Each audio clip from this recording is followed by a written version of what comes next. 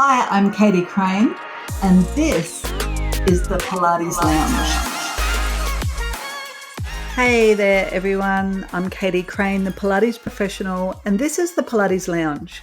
Today, I'm going to step inside the body and talk a little bit more about the fascia matrix or the fascial lines that we look at in movement, and how when we understand how the body moves as a whole, how this can actually improve somebody's overall posture and the way that they understand movement, so that they find ease in movement, they find freedom in their joints, and potentially their entire body starts to work better. Now, if you've never heard about fascial slings or fascial movement, fascial lines, then this may be super new to you. So stick with me, because you are going to understand your body and the body in movement in a way that is probably going to blow your mind. I was first introduced to the idea of fascia, or the understanding of fascia, with a guy called Tom Myers.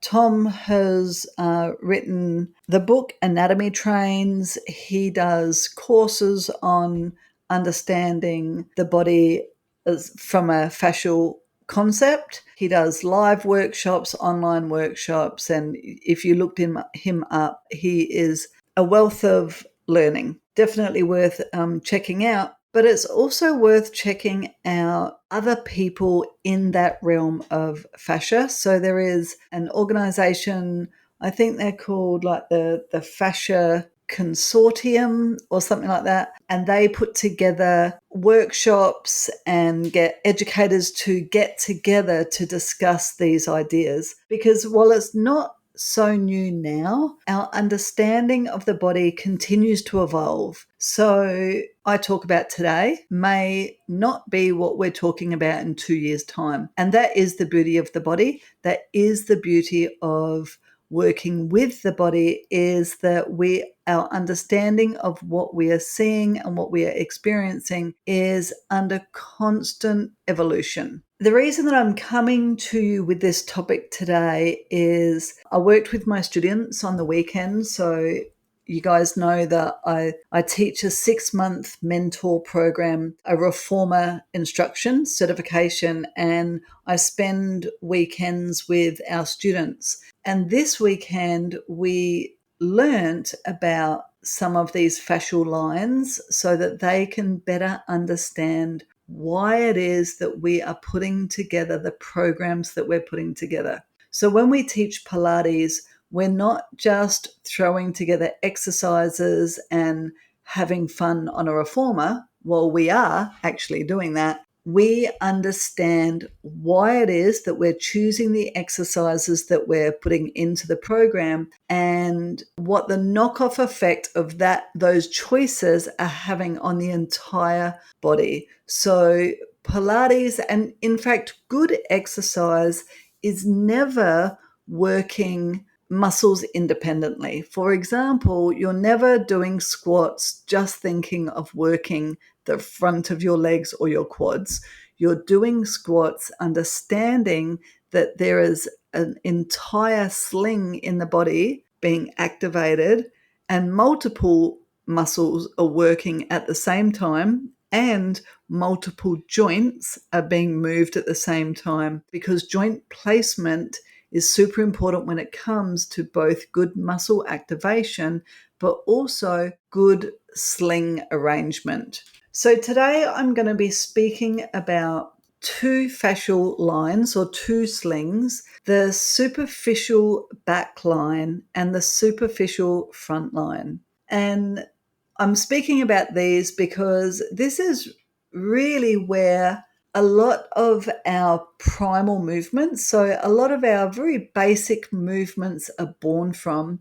And when we are working with somebody who might come to us and tell us that they've got a sore neck, or that they want to improve their posture, they can see themselves that their head is falling forwards, or that their shoulders are rounded. As a Pilates educator, I am not then focusing on that area. I am looking all the way down the line, right down to the feet, and I have a very good understanding that what I'm doing in the legs and the feet is going to be having either a positive or a negative effect on that postural alignment. And that's both where the fun and where the curiosity of working in Pilates comes from.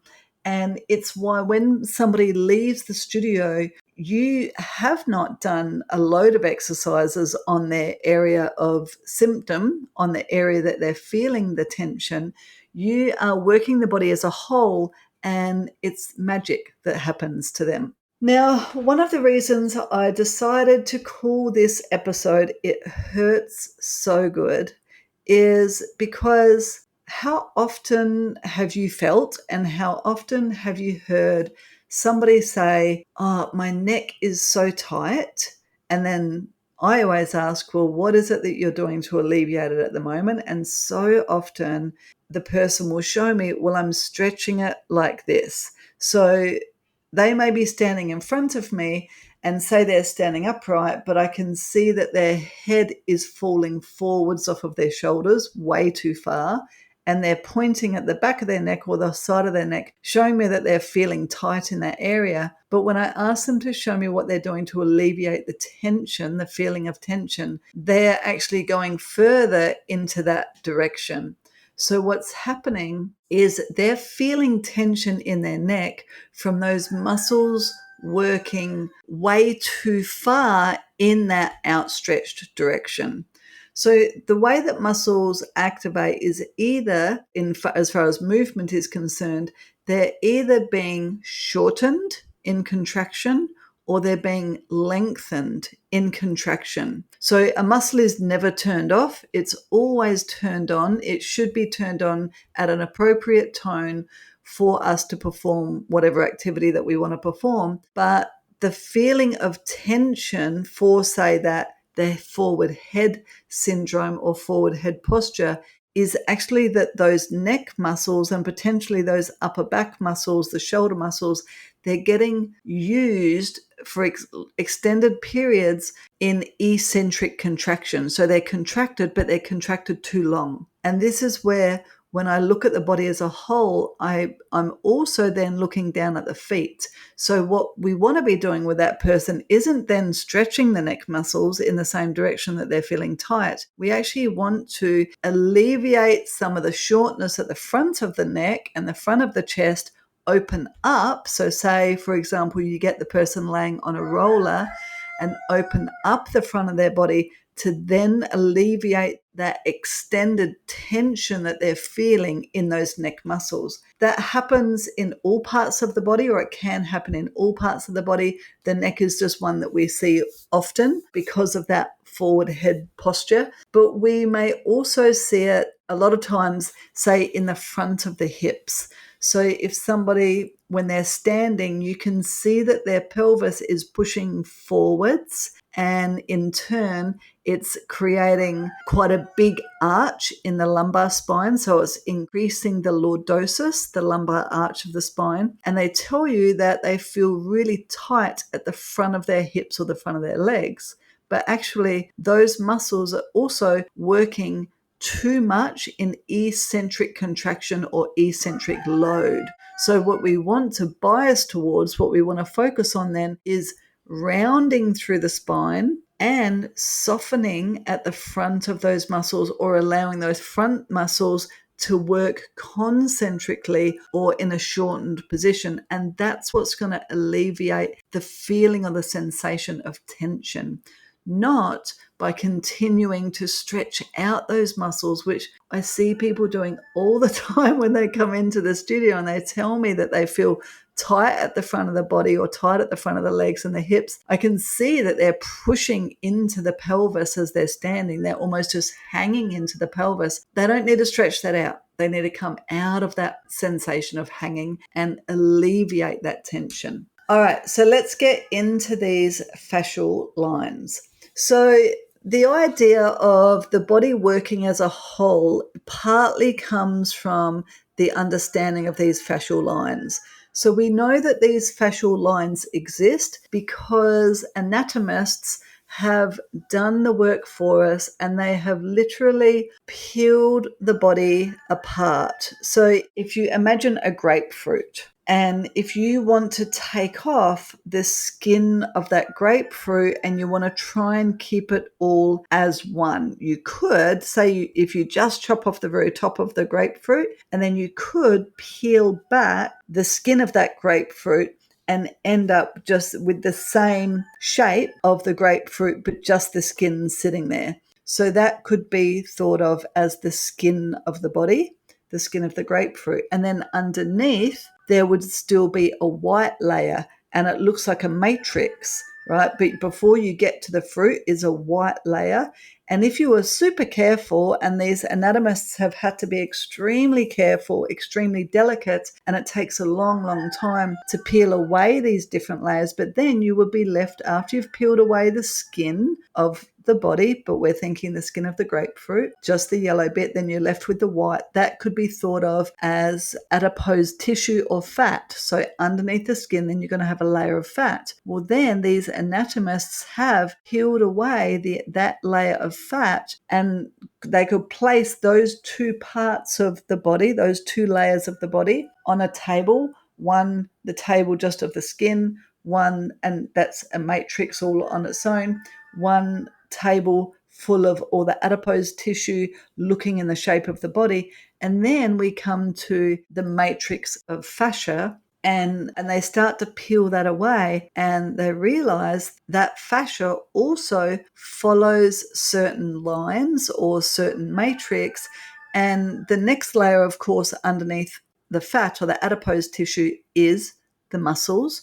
So the fascia is interwoven with muscles all the way through the body. And when this has been done very, very carefully, and probably takes weeks on end. I myself went to a workshop where we had the honor of peeling the body into layers, and over a 3-day weekend, we just did a part of the leg. So I couldn't imagine how long it must take an anatomist to be able to peel away the entire body. But over a long period of time, they've been able to do this successfully. And now we realize how each muscle not only connects to bone or grows out of bone, but can then connect with other muscles. So when we move, those slings or those matrix, they move together. So if we think of the body moving as a whole, we are either creating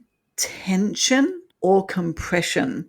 So if you were to pop all of your fingertips together and create like a ball, so just the very tippy fingers are touching and your fingers are bent and you're in a ball shape of your entire hand and your fingers, you could extend your fingers or you could bend your fingers. So as you extend your fingers, the palms come together of your hands. As you bend your fingers, the palms come apart and you create this circular shape, this ball shape. So there's compression or tension, and that happens throughout the entire body. So the superficial backline actually starts at the plantar fascia. So the plantar fascia is fascia, so it's tissue that is mostly collagen, and it actually creates the arch of our foot. So plantar fascia is thick and fibrous. It's a band of connective tissue at the bottom of the foot that grows out of the heel bone or the calcaneus. So the biggest bone in the foot is called the calcaneus. That's our heel bone. It grows out of there along the base of the foot. It creates helps support the arch of the foot, and then it grows into the underneath toes. So this fascia or the plantar fascia, it helps absorb and distribute the forces during walking and running. So the arch of the foot is really a part of that compression and tension that is created from the weight of the body walking or running. From there, the superficial backline comes up through the Achilles tendon. Now, the Achilles tendon is the largest and strongest tendon in the body. The Achilles tendon, if you were a kangaroo, that's what's going to give you the rebound to be able to jump. So the Achilles tendon is super strong, also connective tissue, and it connects the calf muscles, which is the gastrocnemius and the soleus, to the heel bone, the calcaneus. And it enables the foot to push off of the ground during walking, running, and jumping. But it does have this rebound effect or this rebound nature. So the Achilles tendon, of course, becomes the gastrocnemius.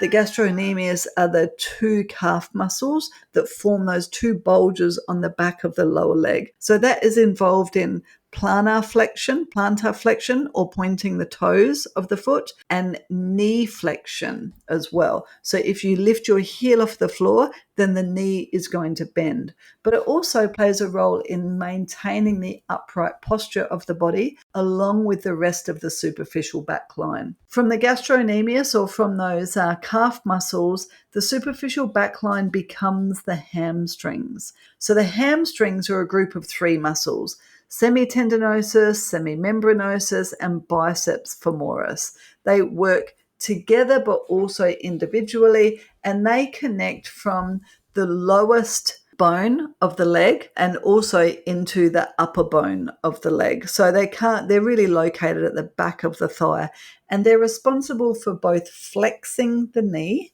so bending the knee, extending the hip, and helping to maintain the pelvis in an upright position. So we're going up the line to keep us upright. Now then we come to the sacrotuberous ligament. So not a muscle. Now remember, a tendon, because we've gone through a tendon into muscle, tendons are the ends of muscles. So the Achilles is the end of the soleus muscle. And then ligaments attach bones to bones. So they generally create stability between bones. So the sacrotuberous ligament, it's a really strong fibrous band that connects the sacrum. So the sacrum is that upside down triangular part of the pelvis. We have three parts of the pelvis. The middle part, which is the sacrum, really looks like a pear that's been cut long ways in half and turned upside down. And then we have the ischium. So the sacrotuberous ligament connects from the sacrum to the ischial tuberosity, or the sits bones. So that ligament provides stability to the pelvis, and it also transfers forces between the spine and the lower limbs. From there, the superficial backline runs up through the erector spinae. So the erector spinae, we're back to muscles. The erector spinae are groups of muscles and tendons that run along the length of the spine, and they bring the spine into back extension.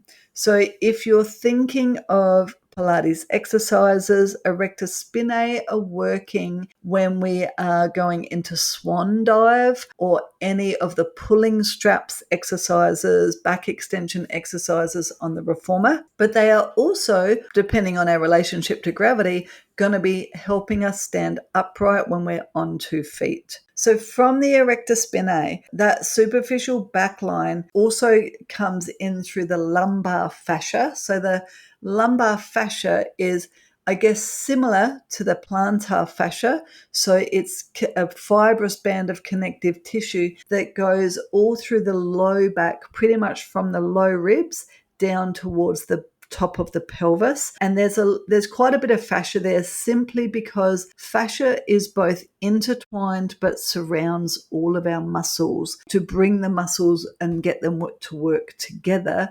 And because we have such massive muscles in that area of the body, for example, our latissimus dorsi, our lats, which bring the arms to the side of the body, and our QL, our quadratus lumborum, which both stabilize, flex, and extend the spine and bring the spine into a little bit of lateral movement, we do have a lot of fascia in that area. So as well as erector spinae, lumbar fascia is a part of that backline. And then that superficial backline comes right up through the occipitalis, which is a thin, flat muscle located at the back of the skull. So it's a fibrous tissue layer, and it actually goes over the back of the skull. So from the back of the skull all the way up over to the eyebrows. And if you were to raise your eyebrows, so lift your eyebrows up in surprise, then you are actually working that superficial back line, because that's where it ends up. It's amazing, right? Now, if you think about it, we first started in a flexed position. When we were in our mummy's tummy, we were all curled up into what's called fetal position. So we were in flexion. So that superficial back line was being stretched out the entire time. It's not until our relationship with gravity changes, and first we do a lot of tummy time when we're babies, or we should do a lot of tummy time, then we start to lift the head, then we start to extend the rest of the spine, and quite often you'll see a baby kind of 3 to 6 months old on their belly on the floor with their arms and legs lifted up off the floor, and they're looking forwards. And you'll see that startle surprise. It's beautiful, but now you'll see it, that their eyebrows are lifted. And it's part of our smiling reflex, but it's also part of our startle reflex to lift the eyebrows. Well, they're exercising that entire back line. Isn't that cool to think about? So that's when we start to really strengthen that backline. And then as that backline strengthens more, we are able to bring ourselves upright. Now, things that we may see in people who have dysfunction or compensations or imbalances that potentially cause pain and limitation in movement because of that backline could be things like plantar fasciitis.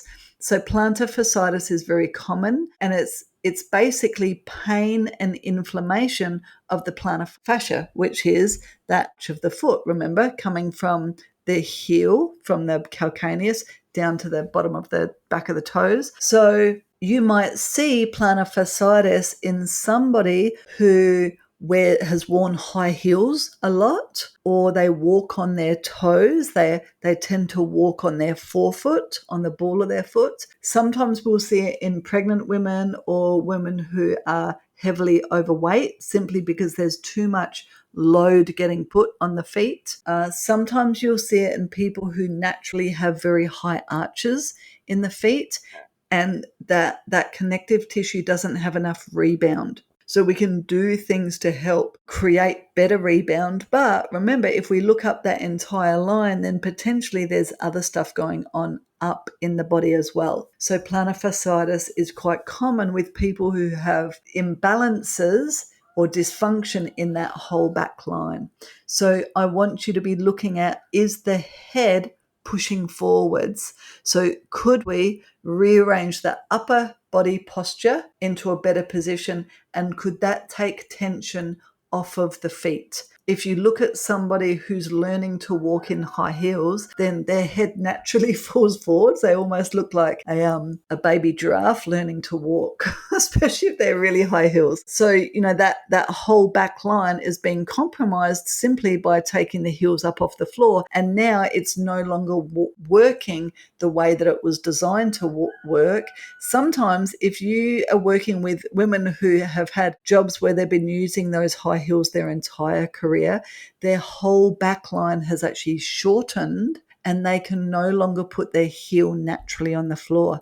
That's a problem. Sometimes they'll have that startle response. Sometimes their eyebrows are elevated, to try and get that whole line working. Another common compensation or imbalance could be Achilles tendinopathy. So a tendinopathy is a swelling, pain, or stiffness in the tendon. So remember, the Achilles is the biggest tendon in the body, which is a part of that back line, and it connects the calf muscles to the heel bone. Hamstring injuries or strains, so maybe an overstretching, tearing, or inflammation of the hamstrings, which are the three muscles located at the back of the thigh. Sacroiliac joint dysfunction. So the sacroiliac joint, remember I said that this superficial backline, it runs through the ischial tuberosities, so through the sacrum. So any joint dysfunctional pain in that sacrum could be associated with things that are going on through that ligaments, through that sacrotuberal ligament. So it could be pulling the pelvis out of alignment, and that could be caused either by excessive load or reduced motion in the joint, and also excessive motion in the joint. So sometimes we'll see in pregnant women when those ligaments of the pelvis become a little bit too lax from different hormones, or an excess in hormones. And we've got to be really careful with women during pregnancy, but also around their menstrual period, because those ligaments can become quite lax and we could cause some overstretching of ligaments. And because ligaments don't have a lot of blood flow compared to muscles, it can be very difficult if we've overstretched ligaments to come back from that. So then our task is to then have to really strengthen the muscles around those joints to make sure that that ligament is supported. But we want to take that into consideration. Low back pain. So pain or discomfort in the lumbar region. So through that lumbar fascia, which could have various causes such as muscle strains, ligament sprains. It could be a disc issue or even facet joint dysfunction. The facet joints sometimes can become inflamed. That can be a really common thing that we hear in the studio, especially if somebody's gone to an allied therapist and had a diagnosis. They could be told that the facet joints are inflamed, which then causes a lot of discomfort through that area, because if there's inflammation, there's not as much space for good movement. But we're definitely taking this into consideration. If somebody's got low back pain, what is happening above the back and below the back? What is happening in the feet? Are their feet really tight? Could we do things to release the fascia in the feet? For example, footwork on the reformer, prances, calf raises, using the foot bar on the reformer to just do some foot release might be really beneficial. Doing things like feet in straps to allow for the straps to really hug the arch in the foot can help allow for that to release or relax, or give it a little sense of compression rather than tension. That in itself can alleviate back pain, because the fascia in the feet is connected to the fascia through the back. So now if we go further up the body, we could be looking at thoracic outlet syndrome. So this is a compression of the nerves and blood vessels between the collarbone. So the collarbone is your clavicle and the first rib. So if you pop your fingertips just below your neck, above your chest, that's your collarbone. It's a long tuberous muscle that goes from your sternum out towards your shoulders. And then if you just pop your fingertips just underneath that round, then you've got your first rib. So if your head is always pushed forwards because you don't have enough strength, you've got too much tension and not enough compression through that back line, then that can actually compress those nerves and blood vessels between the collarbone and the first rib, causes a lot of pain in the neck, shoulders, and numbness and tingling in the fingers. So if your clients let you know that when you're doing any type of exercise and they feel numbness or tingling in the fingers, potentially what you want to do is open up that area, open up the front line and access the muscles in the back line, but get them working concentrically, because they're probably working too much eccentrically. They're getting pulled too much. So forward head posture is also a big one. If you have low tone or too much eccentric contraction through that superficial back line, then your head is going to be falling forwards off of your shoulders. You want to do things like pulling straps on the reformer. You could be doing kneeling arm work or your lat pull kneeling. Your supine arm work is going to help with all of this to get the upper part of that superficial backline working. Tension headaches can be a big one for people with dysfunction of that superficial backline. So pain or discomfort, it can often be described as like a tight band around the head, and that's caused by the muscle tension or stress, which is involved in the occipital muscles at the base of the skull. So it's really, really important for us to be looking at the entire backline together. The beauty of Pilates is we do not isolate muscles. So if you are a Pilates instructor and you haven't been taught about these fascial lines, then you need to be understanding why it is, that Pilates it seems like a magic pill to your clients. Like, why are they experiencing such wonderful changes in their body that are long-term and functional, but also the importance of teaching good form. You know, I love following other studios on Instagram, just both to get, for inspiration and ideas, but also to get a better understanding of what's happening out there in the Pilates world, in the Pilates industry. And sometimes I see some really discerning things going on in other studios. I was watching a new studio that I've been following, and I really do wish new studios well. I actually reached out to this studio because we had some teacher training in my home studio. You guys know that I teach teachers to become reformer instructors, but I also offer continuing education workshops. A lot of the time those workshops are online, so if you haven't checked out the website, see what's going on at the moment. But so quite often I'll invite other instructors into our studio because it's important to me that everybody out there in my community is teaching Pilates really well, because I understand the benefits of Pilates. But if an instructor doesn't understand why it is that they're doing things, if they're not familiar with things like these fascial lines, it's very easy for them to not be teaching exercise as well. And I follow this really lovely, well, I don't know her, but I'm sure she's really lovely, young girl who has a new studio. And in her Instagram post, she was doing jump board with her class, which is a really fun exercise. I love teaching jump board in our reformer classes, but not one person in that video was doing it well.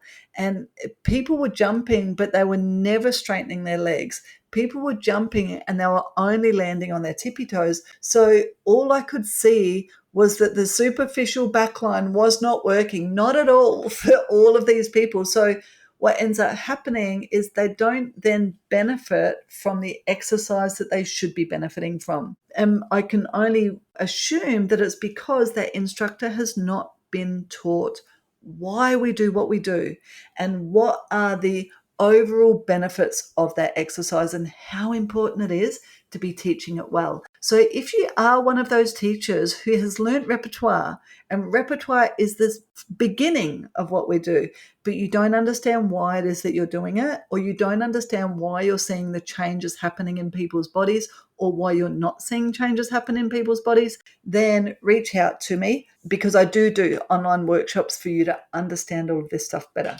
But let's move on to the superficial front line. Now, in the body and movement, if we're working the superficial back line that we've just gone through, then we are also going to be working the superficial front line. But we're generally working them in opposition. So we'll go through them and then I'll discuss that a little bit more. So let's start at the feet again, because that's what we did with the back line. So the superficial front line is an interconnected chain of muscles and fascia, just like the back line, that runs along the anterior aspect of the body. So anterior is the front of the body, posterior is the back of the body, and it runs from the top of the feet to the sternocleidomastoid, SCM. The sternocleidomastoid is often referred to. And then to the back of the skull. Now that part is very important, and I'll get to it when I get to it.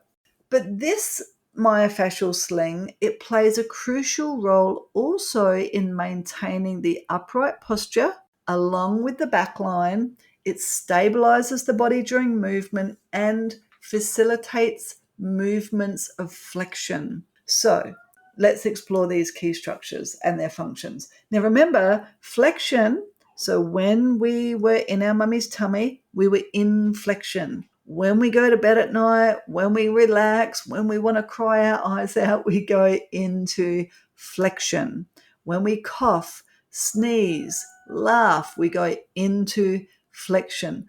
When we sit on the toilet, we're in flexion. When we sit on a chair, we're in flexion. So if we're in flexion and these muscles are working concentrically, so they're shortening, then the opposite muscles and the backline would be working eccentrically. So for example, if I was rolling my body into a ball, then the front line is generally working concentrically, the back line eccentrically. If I'm going into extension like a swan dive, then the back line is working concentrically, the front line eccentrically.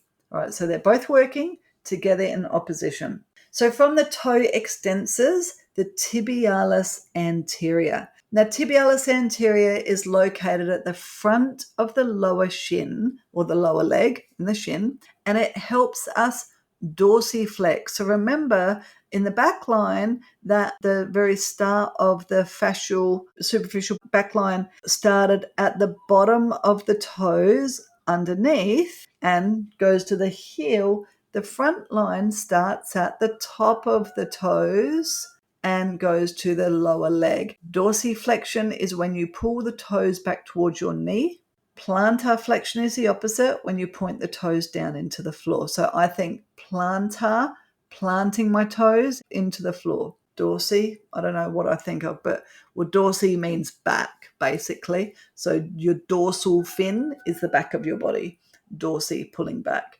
And also invert the foot. So inversion is when the foot rolls in a little bit. So this provides stability during walking and running. But that dorsiflexion and plantar flexion in Pilates, we often speak about ankle articulation. So you're going to be doing ankle articulation in all of your footwork. If you're doing something like scooter, if you're doing your up stretch, down stretch, then you're working that front and the back line together in that area, because your feet are either dorsiflexed or plantar flexed. Super important to make sure that our feet are in correct position when we're choosing these different exercises. So I want you to think about this after today.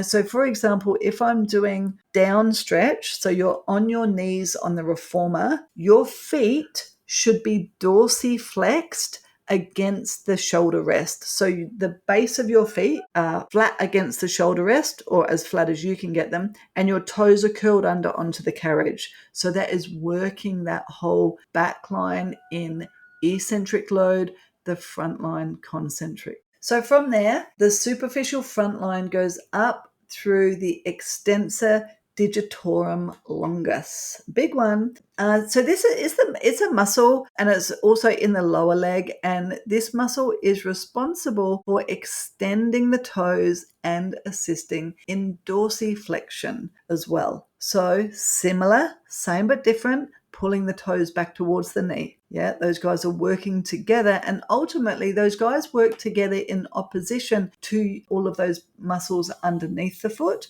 both to help stabilize the ankle and a little bit of mobility and get that arch to be working as a support system. Now then, that superficial front line goes up through the rectus femoris. I always used to think, so if you're not yet sat your exam and you're a student of Pilates, your rectus femoris is not in your bottom. I always used to think that. It took me forever to realize that there's a few different rectus in the body. So rectus femoris being your femoral bone, is the biggest bone in the leg. So rectus femoris, rectus meaning middle. So the middle muscle in the leg. So rectus femoris is the middle part of the quadriceps. And this muscle is vital for knee extension. So it straightens the leg, and hip flexion. So that muscle or that part of the line would be working when you're doing something like climb a tree and your leg is extended in front of you. So you're sitting on the short box doing your climb a tree or long box climb a tree. Also, if you're doing any of your teaser or your teaser prep, even your hundreds is working that superficial front line. Amazing, right? See? Understanding why.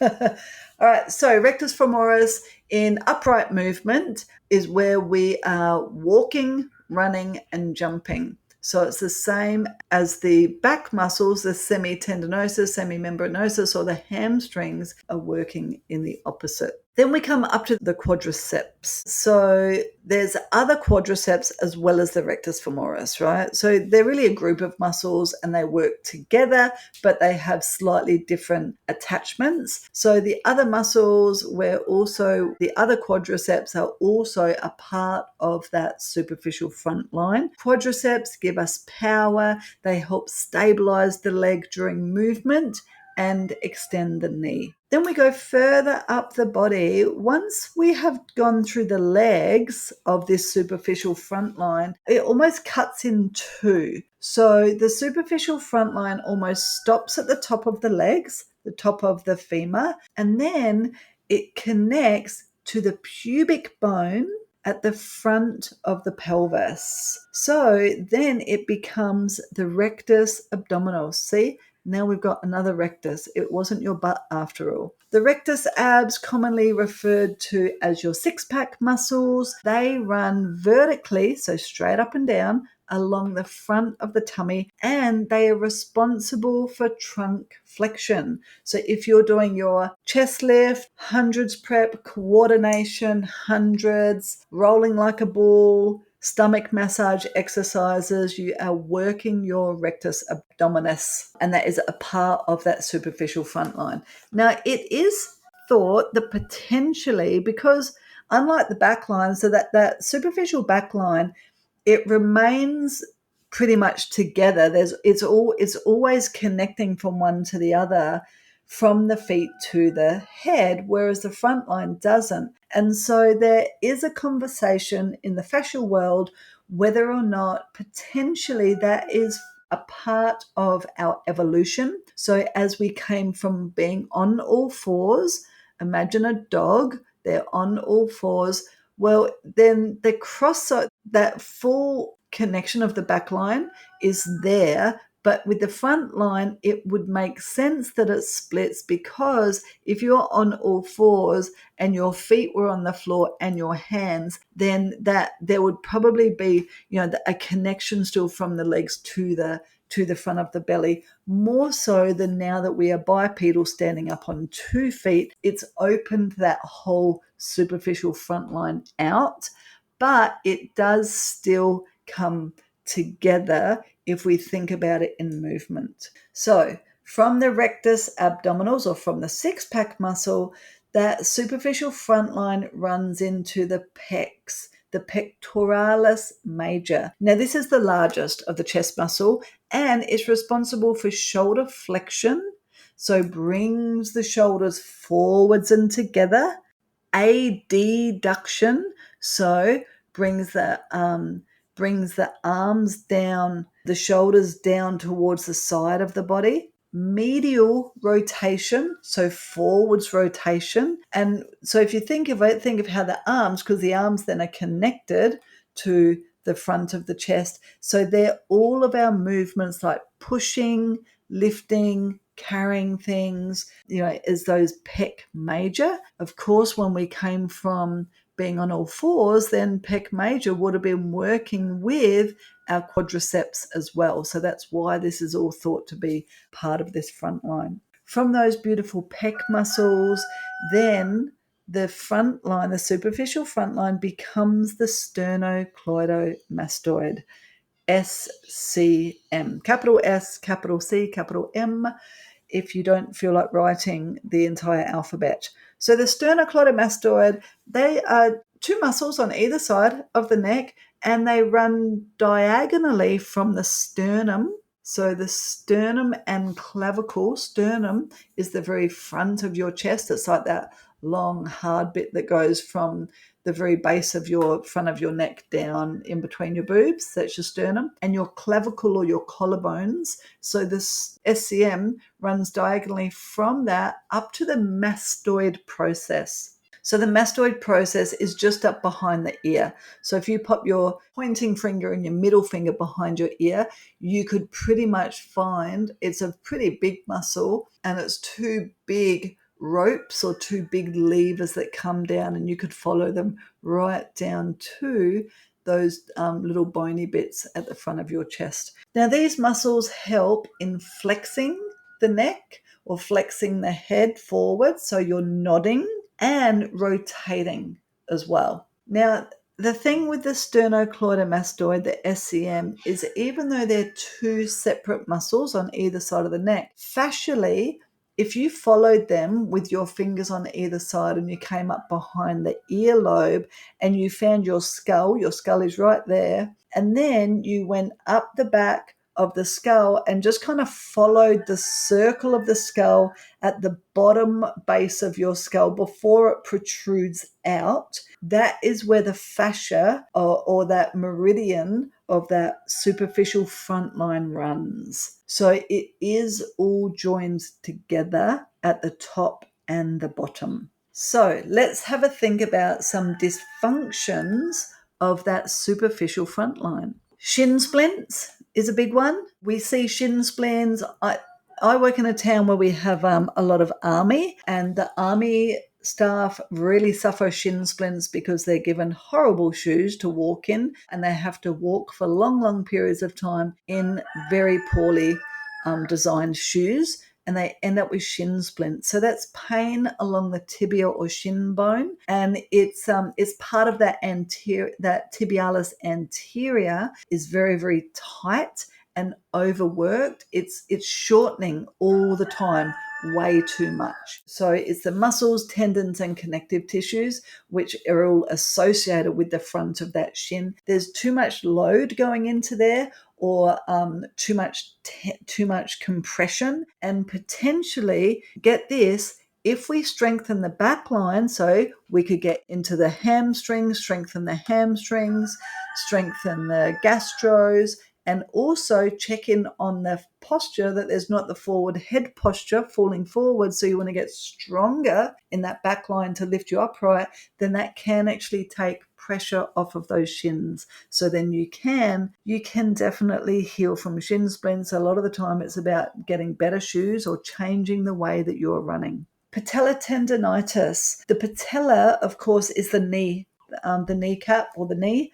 So patella tendonitis is inflammation of the patella tendon, which connects the kneecap to the shin bone. The patella tendon is a big tendon which connects the kneecap down to the shin bone, and normally it's due to overuse or excessive strain on the quadricep muscles. So potentially, if you've got somebody who's doing really heavy loading stuff, maybe they're doing what's those heavy weights overhead that you see the guys in the Olympics doing? I can't think of the name right now, like the snatch and lift or the snatch and grab, I forget what they're called. But if they're not working that back line efficiently with the front line and the front line takes over, then they might get patella tendonitis. So for them, again, it's going to be about accessing both the hamstrings and the quads together, or in an appropriate load. Iliopsoas syndrome. I have spoken about the psoas before being our fight or flight responder. It's also one of our deep hip flexors, or it actually allows for the leg to swing like a pendulum in the hip socket. And it works with iliacus. Iliacus follows the concave of the ilium. So remember, the sacrum is made up of those three bones, but two of them are the same. So there's the sacrum, or the pelvis, I should say. So there's the sacrum is one bone in the middle, and then there's two ilium on the outside. So the iliacus, it sits within the concave part of the pelvis.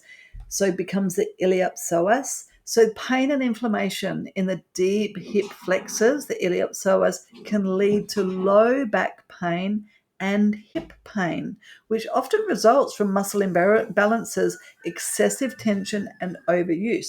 So remember, I was talking at the very start of the podcast about sometimes somebody says they feel like they need to stretch out their hips because they feel, in inverted commas, super tight.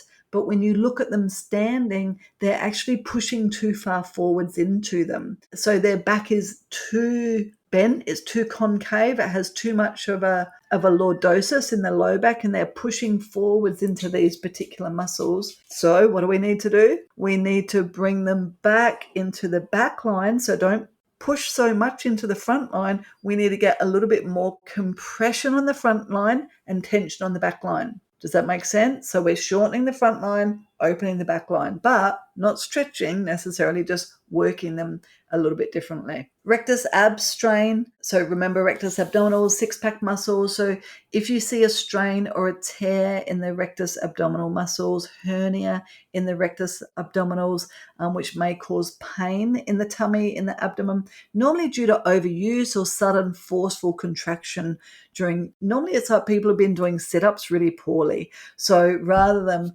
feeling that they're drawing the tummy muscles in and feeling like they're trying to flatten them out, they've been actively pushing the tummy muscles out.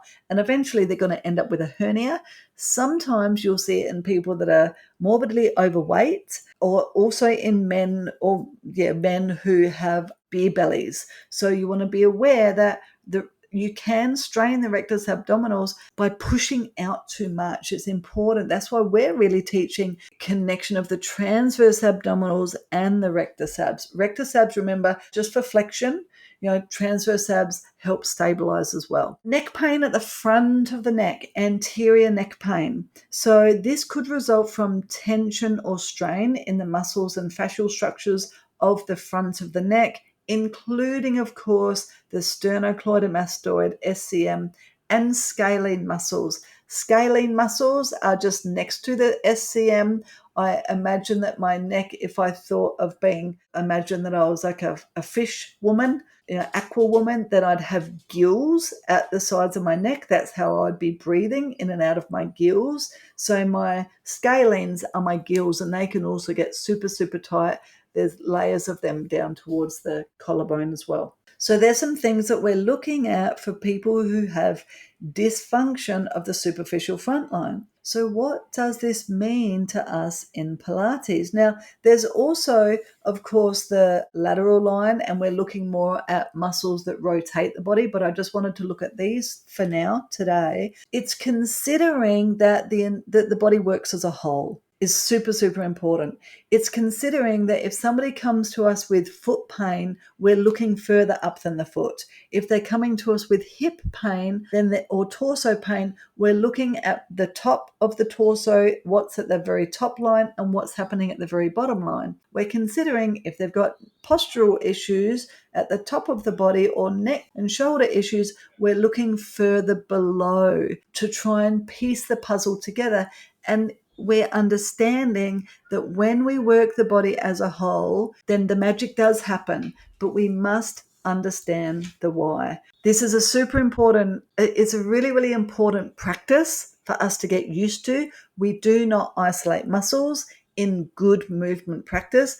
We are working muscles in their entire slings, and we can make huge changes to the body when we are looking at the body as a whole. So I hope that puts a little bit more to the whys of what we're choosing to do with people and how we can be programming our classes, but also how we can be educating our clients to understand their body as a whole better. That quite often when somebody is in pain in one part, that is the symptom of something that's going on further up the line. It's super important that you know why you're doing what you're doing, and you don't just choose exercises ad hoc for the sake of choosing exercises ad hoc. Understand your work. If you need help with that, I really encourage you to jump onto the website, thepilatesprofessional.com.au.